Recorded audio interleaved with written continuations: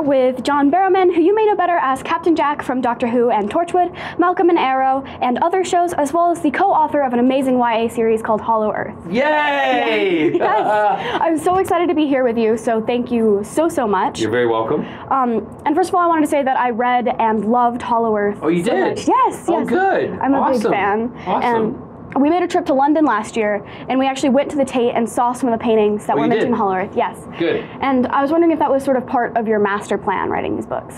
What, that someone like yourself would go look at the paintings? Yeah. Excuse me, absolutely. And that's the whole point with one thing that my sister and I wanted to do when we started the books was not only to make the stories interesting to young women like yourselves, but also to young men, and create the characters, you know, Matt and Em, who are the main characters, and also to follow them through their kind of brother and sister life journey. But also, we felt that a lot of the arts were being stripped out of the schools, and whether it be, you know, the visual arts or the performing arts. So we wanted to do something that where a superpower.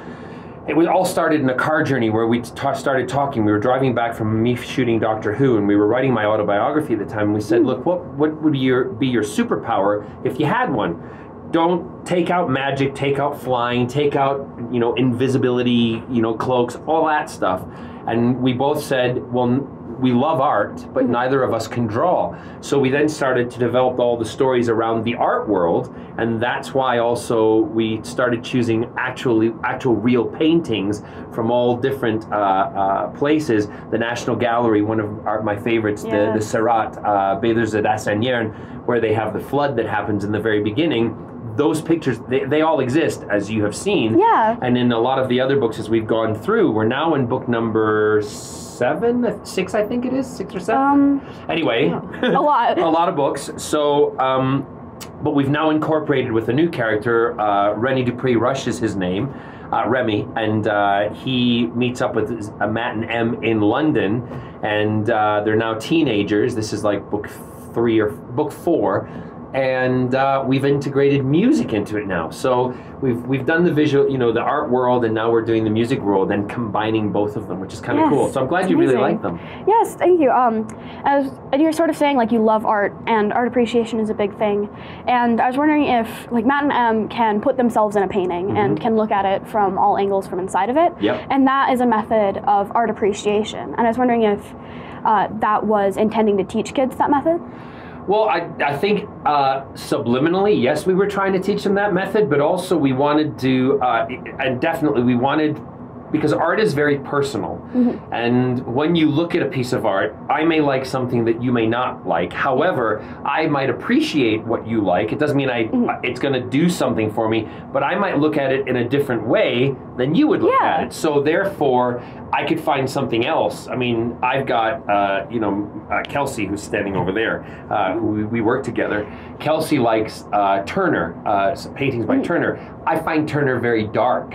Right? She finds them quite invigorating and emotional. So I have to look at them in a way of thinking, how can you get the invigorating and emotional aspect out of them and the beauty out of them when I find them a little bit darker? Yeah. So it's differences, but I appreciate them. If I had the money, I wouldn't go out and buy one. I'd rather go out and buy a Picasso or something. If I had that kind of money, I wouldn't be sitting right here. No, we'd be off somewhere else doing the interview in Cannes or something like that. Yeah. In the south of France. Ooh, fancy. Nice, eh? But yeah, that's amazing. But did you like the way we got Matt and Em to time travel? Yes, that was so cool. I love time travel, and I love when time travel is done well. Yeah. And it was certainly, like, it was such an interesting way of doing it. It was unexpected. Yeah. Because being fans of, I'm a nerd myself, and being fans of, you know, Doctor Who since I was about 5 or 6 years old and watched it when I was a little boy in Glasgow, we wanted to put it in there, but we didn't want to do it like, you know, they get in a spaceship and go off. So the fact, and those of you who are, you know, listening to this, they put themselves into the paintings and they can live within that time period of the painting that they are in. And there's actually a painting, if you look at it, it's a paint, what's it called now? The Thames. And they're on the jetty down at the Thames. I think it is. What is that painting called? Is it? I can't remember who. It's by, well, that's terrible right now, isn't it? It's been so long since we did the books. Anyway, there's one painting where there's two figures, and it's it's on the Thames River, down by the Houses of Parliament, and there's three small figures on the jetty.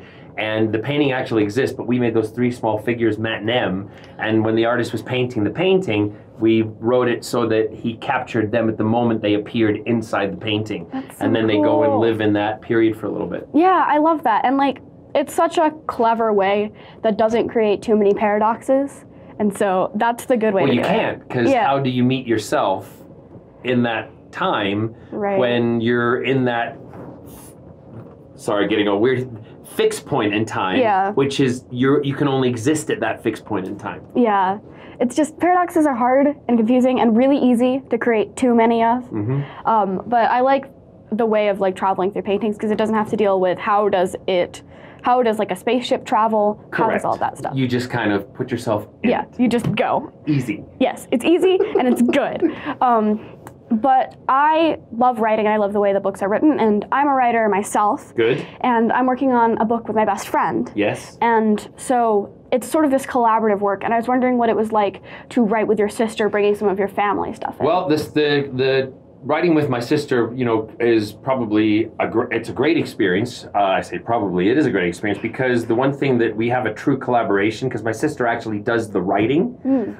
When we create the stories and create the characters and sit down and do the outlining, we do that all together. Whenever there's a question that she might, I let her go away with all the information and let her do her creative part. And sometimes it was very funny because Solon, who is in the book also, the monk who lives in the, in another time period, the parallel times that are going on. So you got to read the books. So Solon, there was one point, she rang me up in the middle of the night at about 2 o'clock in the morning, and I was in London, and I was in California. She was in Milwaukee, and she said, she was in tears, and she said, I'm going to have to kill him. And I thought I'm like, who? Who are you going to kill? And she's like, I'm going to have to kill him. I can't have him around anymore. I'm like, don't kill Kevin, my brother-in-law, because we like Kevin. Oh, no. And she said, no, I'm going to have to kill Solon. And I went, what? He's a character in the book. And she's like, but I've fallen in love with him. I can't. I'm like, well, don't kill him then. It's easy. So there's those kind of things that happen. And although we're writing for other characters and doing kind of stories that are not really us, Matt and Em are kind of slightly based not only on, Carol and I, but also based on my niece and nephew, Turner and Claire, and things like that. So there's a lot of family things in there, and the fact that they go on adventures. I don't know if you're familiar with, and if you aren't, you should go back and find the books and read them.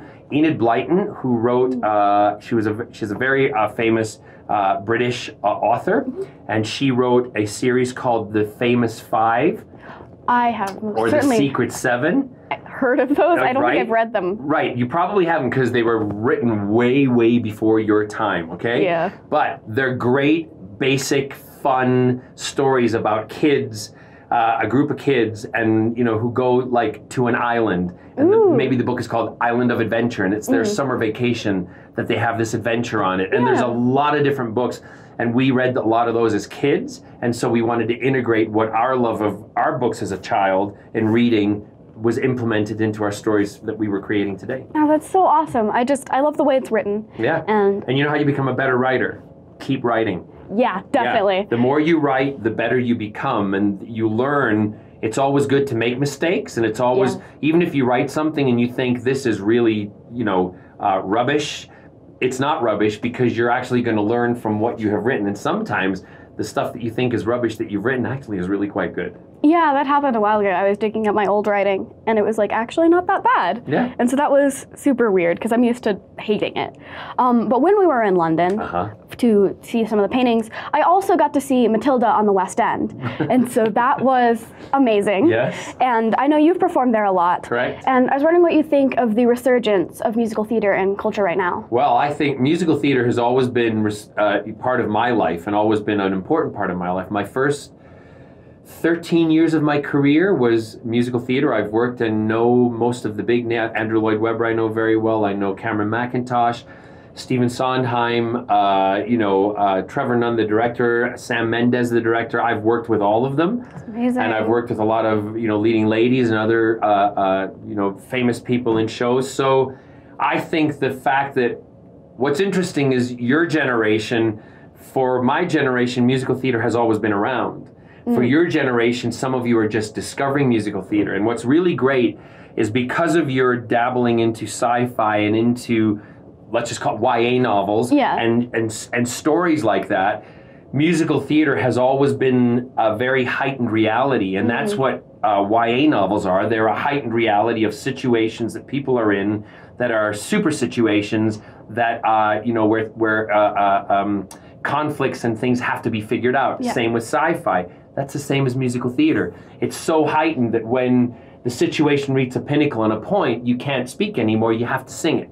Yeah. And some people go, oh, I hate it. And I always think, when people say I hate musical theater, I always think there's something wrong with them. Yeah. Because if you can't like music or hear music, no matter, it's like art. You may not love the song, but you have to appreciate the art form. Yeah. And that's a way, look at it from another angle. So, musical theater for your generation is getting a big resurgence. Glee helped an awful lot. Yep. And, my friend Darren Criss, I have to thank for helping push that also. Yes. You've got, shows like what's your favorite show? Do you know? I have you saw a Matilda. list. I did see Matilda. Matilda was awesome. Have you seen Wicked?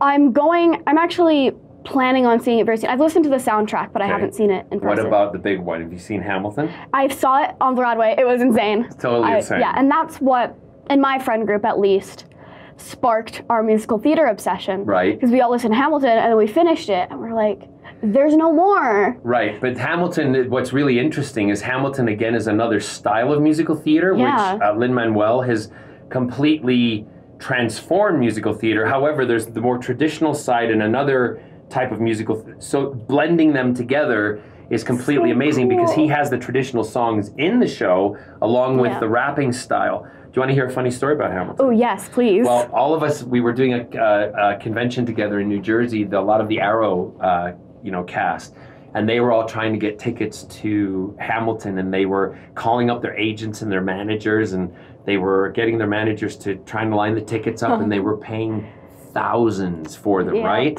But they were paying thousands for seats that were way up high in one of the balconies or in the back. And I just leaned over, because I think it was with you, Kelsey, and I leaned to Kelsey and I said, I think I'm going to go see Hamilton tonight, and da-da-da-da-da. And we leaned over and I said, put a phone call into my friend Cameron McIntosh, their office. We did it a couple of days earlier, but I didn't tell anybody. Oh. And I got tickets. And they're all saying how great it is that they got tickets and they're going to go see it and they paid thousands for them. And I said, guys, you should have just told me. And they're like, what? And I said, yeah, I have connections and musical. I know the producer who's going to produce it in London and blah, blah, blah. And he said, well, how much did you pay for your tickets? I said, well, I got house seats. I'm like 7 rows back, right in the center, right in the front. How much did you pay? How much did you pay? How much did you pay? And they told me, and I went, guys, I got them for free. That's amazing. Totally. Oh, that's so cool. Yeah, we got, I think we got front mezzanine tickets. Nice. So that's good seats. Yeah, because you're looking right down onto it. Yeah. Very good. We brought like a pair of binoculars. It was so cool. It was one of my favorite things. And obviously me and all my friends really love musical theater, and one of the big themes in current musicals me and my friends are listening to is strong LGBT+ character representation. Right. And I'm Out as Gay on my YouTube channel, and I have a very, very supportive community and family, and just society is very supportive, and I know that things are a lot easier for me because of people that came before me. Right. And you're one of those people. And I just wanted to say thank you so much for being out and open. You're welcome. And just allowing me to be me. You're welcome. And how old are you? I'm 12. Well, 12 years old, and to completely know who you are, you're going to have a great life ahead of you. Thank you. For those of us who, at 12 years old, I couldn't do that, but I knew since I was 8 or 9, when I started hitting puberty, that was when I knew that I was not like my other male friends because I was liking different things. I didn't know really what to call it at that time. But yeah, it's great for you. It's lovely that you recognize that, because however you're saying, it's accepted, there's a lot of society out there that doesn't accept it. And what we need for you guys to do in your generation is to remember that, because right now at this point in time, with our government, we have a lot of politicians who want to take all of our LGBTQ plus rights away from us. Yeah. And although you guys are finding it very easy, you're going to find at a point you can't wait till it's taken away to start shouting about it. Yeah. You have to keep up the shout and keep up the stand. So it's great that you're so comfortable and don't care, and I love that. That's exactly what we strive to let you guys achieve, but know that it can be taken away in an instant by some idiots, some bigots, and some pigs out there. So, you know, and I don't mean police when I say that, because I like the police force. I mean just people who think ignorantly against some people who are different. So keep up the struggle and the fight. Yes, thank you. I've been to marches. I'm actually going to Denver Pride. Oh, you are? Yes. I hate you. Because I have to be here. I love being here, but I'm torn because I love cons, but I also love pride parades, and I can't go to the pride parade because obviously I have to do stuff for the fans. Yeah. But we're going to have our own little pride within my line and everything. Yay! Yeah, we will be that sounds celebrating awesome. everything. But do take pictures and send stuff and post it, please. Yes, I will definitely be posting that whole experience. Great. I went last year, and it was just amazing. Awesome. But are you going with adults? Yes, I'm going with my dad. Good. And I don't know if my mom and brother are coming. Maybe. Okay. Not sure. But yeah, I just wanted to thank you so much again. Yeah. Because it's welcome. It's so much, and like seeing you on Doctor Who, because I've always been a big fan of Doctor Who, has made me realize that that's like an okay thing to do, especially if it's in Doctor Who, and that's a good show. Well, listen, exactly, and that's the point why Captain Jack was, partly created, was also because there I was, an openly gay man, an openly gay actor, and there was not many at that time, and also proud to be playing a character who was omnisexual, but preferred more male than any of the others, really. Yeah. And the fact that I, as a gay man, was allowed to play a hero and be a hero for other young gay men and women and bisexual and transgender folk, that was one of the greatest things of my career and still is today. And it's why I still stand up, and I always say I will be the voice for those who don't have one. And it's great that you can do that now too on your platform, because there are people out there who still live in communities where they can't be themselves, and we still have to push for them. Yes, it's insane. But another social issue besides LGBT plus issues that I've seen you recently engaged in was the homelessness crisis in Los Angeles. Yes. And we actually spent a lot of time at the Target you recently made famous. You did? Yeah, we go up there quite a while. It's near where a lot of my auditions are, and so we stop by at the Target and like the 2 Starbucks. I go there all the time too. Yeah. I don't want people to boycott Starbucks. I don't want people to boycott Target. What I want them to do is realize that what that employee was saying was bull, right? And the fact that they were trying to tell me I couldn't spend my money to help somebody was just outrageous. So the kind of thing that you could do is to go to Target, buy a gift card, or buy the t-shirts that we have online, because all the proceeds are going to go to a homeless charity. But go to Target and buy a gift card for a specific amount and go and give it to a homeless person, so that homeless person can go into Target and shop and buy things like toiletries. And one of the big things for women who are homeless are feminine hygiene products, because they have no way to look after themselves outside on the streets, and it's a big, big issue. And for us not to be compassionate, to allow, come on, we all have bad days. And the man who I was talking to, the only thing he was apologizing for was because he looked bad and smelled a little bit. And I'm like, dude, don't worry about it. We all have those kind of days. Go get what you want. And the first thing that he came back with was, it was like a pair of scissors and a comb. I'm like, no, go buy what you want and I'll cover it for you. So he was more afraid of being thrown out of the store than he was for going to buy the stuff that I was asking him to buy. Anyway, we got him a coat, we got him all sorts of stuff, and I gave him the gift card. I think it was for $40. Yeah. So that's my kind of, point. If you can afford it, $10 to $40, give a homeless person a Target gift card, and they will have to let them go in and shop. And if they don't, then post it on social media or help that. watch the person going in and maybe go in with them and help them choose what they want to choose. Yeah. We have to. It's amazing, and it makes me proud to be your fan. Thank you. And that you're doing all this kind of stuff, and it's amazing, and I'm super glad that you're here at Denver Comic Con. And you probably know that Denver Comic Con is a program of Pop Culture Classroom, which is using pop culture to encourage learning and literacy in schools. Correct. And I was wondering what, besides the book that you've already mentioned in your own books, what books you liked as a kid you would encourage kids these days to read. Oh, good. This is my favorite. Ooh. Okay, so there's one that just right off the top of my head, because I was overwhelmed on Twitter when I realized that this author, who is one of my be-all, end-all like authors of the universe, followed me on Twitter. Oh, really? And like DM'd me.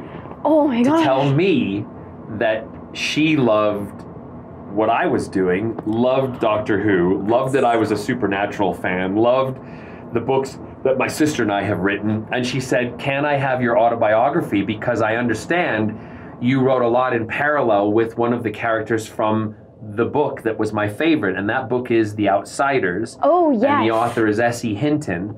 And for those of you who have not ever read that book, you should read it, because it's a book that has a story that is timeless. Yeah. Although it takes place in the 50s, the characters of Soda Pop, Pony Boy, and the Socs who live on the opposite side of the tracks, it's a very relative story to a lot of things that happen socially in every generation. Yep. And she captured that. Let me think. If I want to go kind of off on a tangent here, you have to read Dune, which is another kind of sci-fi genre novel. However, read the book, don't see the movie. Okay. The movie was not as good as the book. It never is. No. Also, if you like, I just started, another one pops in mind. Any of the Enid Blyton books you have to read. Yes. Also, this is going to sound a little silly, Winnie the Pooh. Oh, yeah, definitely. You got to read all the stories of Winnie the Pooh and Christopher Robin. Just amazing. And so those, I say right off the bat, those ones, if you like anything like you want to be kind of sit up scared at night. Do you know, have you ever, you might be too young for this one, there was an author called V.C. Andrews. I've heard of them. Okay, I don't think there's a series of books called Flowers in the Attic. Oh, yes, okay, I've heard of them. And again, they made it into a TV series, not so great. However, the books, I remember I got Flowers in the Attic, and I sat up one night. I started reading it at about 8 o'clock in the evening on a Friday, and I didn't put the book down until I stayed up all night. Yep. And read the whole book. Oh boy. And then was exhausted the next day when I went to my swim team, in the morning. Yeah. However, when I came back, I discovered that there were more books. So on the way home, I stopped at the bookstore, and I bought, there was If There Be Thorns, Petals in the Wind, and I bought all the books and then started reading all of them. It's a really good series, and it's a strong female character in that series also. And there's a strong male character in it, but however, the female character, it's told kind of through her eyes, and it's a really, really good read. So awesome. Check that one out. Yes, Let me know what you think about it. Flowers in the Attic, the first one. Yes, thank you so much for recommending that. And I was wondering, do you have anything else coming out that people should have an eye out for? Oh, just there's stuff I've got coming out in the UK, which I filmed like last year, but those things you'll be able to watch on YouTube. It's a comedian I work with in the UK called, his comedic name is Keith Lemon, and it's very outrageous. So at 12, you might want to wait till you're 13, but you sound like a very well-grounded, worldly young lady. So maybe watch it with your dad, or ask if you can watch it, because it's very, very adult humor. I have to say these things to not get in trouble. Yeah, definitely. So if you're under a certain age, you got to get permission to watch it. However, I've got a new comic book that my sister and I are writing, a graphic novel, which our working title at the moment is called Cursed. And it's with Legendary, and it's coming out. And again, we have 3 really strong female diverse characters in that. We have a male strong character who is not really likable, but he is in a way. Yep, those are my favorites. And he's very, very damaged. So that's coming out. If you haven't read the Malcolm Merlin comic book that my sister and I wrote the backstory for Merlin, read it. It's really, really good. So yeah, we've got tons of stuff coming up. There's so much coming up. No, like, thank you so much for the recommendations. You're welcome. Thank you for creating Hollow Earth and just being who you are openly. It's made my life a lot better. And yeah, just thank you for sitting down with me. I know I don't really look like much, and I don't like... Listen, never underestimate yourself. If you're sitting here interviewing me, you're going to be something and do something. Don't you worry. Thank you. And one day I'll be going, it was so great sitting talking to you. Do you remember me? Oh my gosh, thank you so much. You're welcome. It was amazing. You're welcome, and thank you. I appreciate it. Yes, thank you. Just again, I could probably sit here and say thank you for like hours. That's okay. I could sit and listen to it all day.